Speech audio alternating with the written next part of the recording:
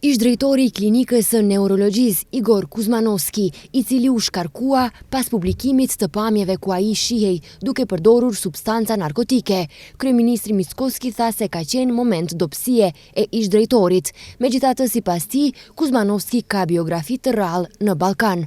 I pyetur nëse do të kërkojë përgjegjësi nga ministri i shëndetësisë për emërimin e tij në krye të një klinike pa licencë aktive, Mickoski tha kanë bërë atë që u takon, duke nga funksioni. Ajo që ndodhi dhe nuk duhet të kthehemi mbrapa. Përndryshe, kur ta shikoni biografinë e profesorit dhe kolegut tim, do të arrini në përfundim se bëhet fjalë për biografi impozante që është shumë e rrallë në Ballkan.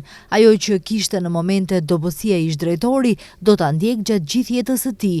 Kjo është çështja e tij private, nuk kam çfarë them.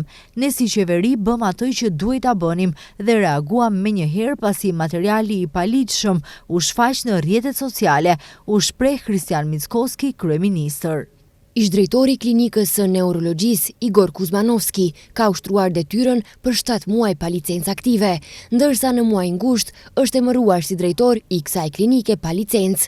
Nga oda e mjekëve bën të ditur se licenca e tij ka pasur vlefshmëri deri më datë 15 mars të këtij viti, ndërsa të njëjtën pas publikimit të videos në rrjetet sociale duke përdorur lëndë narkotike, nuk mund t'ia marrin pasi ai nuk ka pasur një licencë të vlefshme në fuqi.